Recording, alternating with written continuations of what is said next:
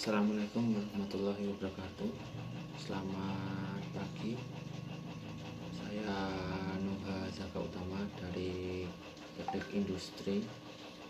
Di sini akan menjelaskan materi dari mata kuliah Psikologi Industri dengan tema dinamika kelompok. Langsung saja, konsep dinamika kelompok menurut Cartwright dan Gender tahun 1969.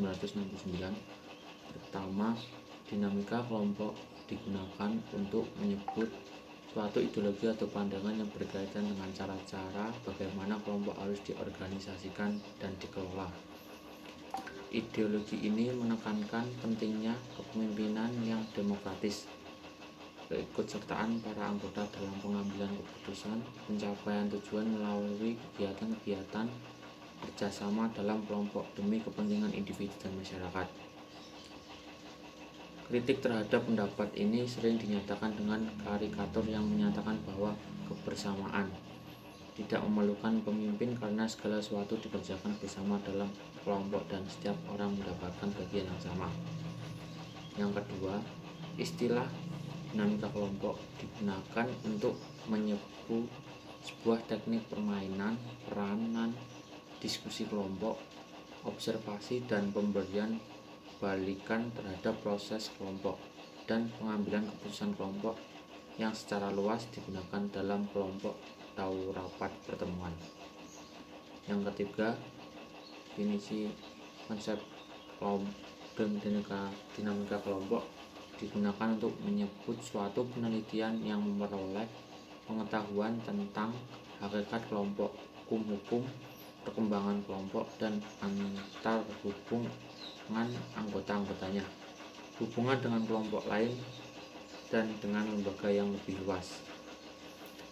Menurut Scherzer dan Stone, dinamika kelompok adalah kekuatan-kekuatan yang berinteraksi dalam kelompok pada waktu kelompok melakukan kegiatan-kegiatan untuk mencapai tujuan. Maka produktivitas kelompok akan tercapai apabila ada interaksi yang harmonis antar anggotanya. Ahli lain, istilah dinamika kelompok untuk menyatakan proses dan prosedur atau peranan-peranan yang harus dilakukan oleh anggota kelompok. Pengertian dinamika adalah suatu yang mengandung arti tenaga kekuatan selalu bergerak, berkembang, dan dapat menyesuaikan diri secara memadai terhadap keadaan.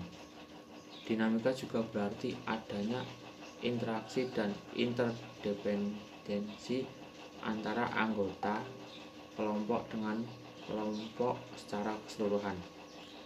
Keadaan ini dapat terjadi karena selama ada kelompok, semangat kelompok atau group spirit terus-menerus ada dalam kelompok itu. Oleh karena itu, kelompok tersebut bersifat dinamis, artinya setiap saat kelompok yang bersangkutan dapat berubah.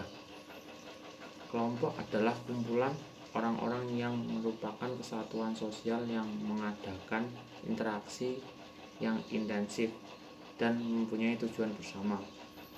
Menurut W.H. Surotman, definisikan kelompok sebagai beberapa orang yang bergaul satu dengan yang lain. Ruth Lewin berpendapat, the essence of group is not the similarity of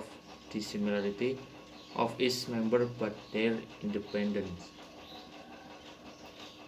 Smith menguraikan bahwa kelompok adalah suatu unit yang terdapat beberapa individu yang mempunyai kemampuan untuk berbuat dengan kesatuannya dengan cara dasar kesatuan persepsi.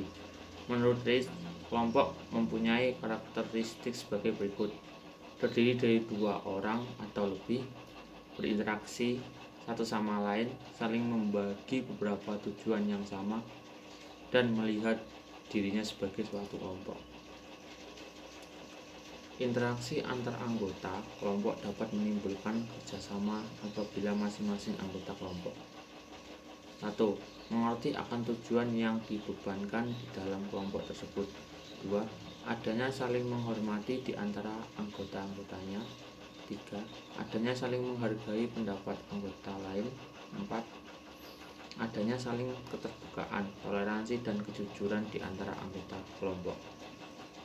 Tujuan dinamika kelompok antara lain membangkitkan kepekaan diri seorang anggota kelompok terhadap anggota kelompok lain sehingga dapat menimbulkan rasa saling menghargai. 2. Menimbulkan rasa solidaritas anggota sehingga dapat saling menghormati dan saling menghargai pendapat orang lain.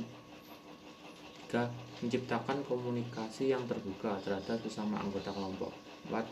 Menimbulkan adanya itikat yang baik di antara sesama anggota kelompok. Alasan pentingnya dinamika kelompok. Individu tidak mungkin hidup sendiri di dalam masyarakat. Individu tidak dapat bekerja sendiri dalam memenuhi kehidupannya. Dalam masyarakat yang besar, perlu adanya pembagian kerja agar pekerjaan dapat melaksanakan dengan baik. Yang keempat, masyarakat yang demokratis dapat berjalan baik apabila lembaga sosial dapat bekerja dengan efektif.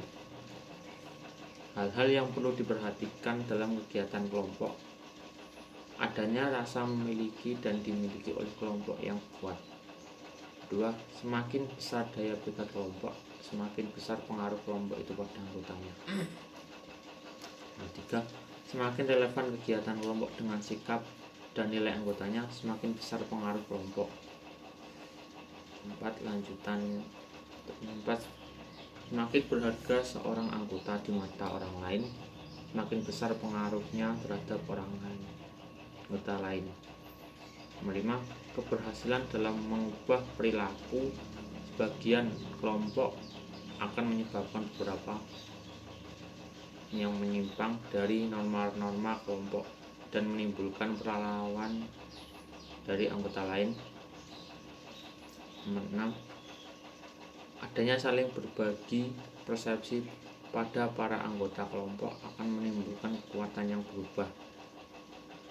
7. Adanya saling berbagi persepsi pada para anggota kelompok mengenai informasi kebutuhan untuk berubah, rencana perubahan, dan akibat perubahan.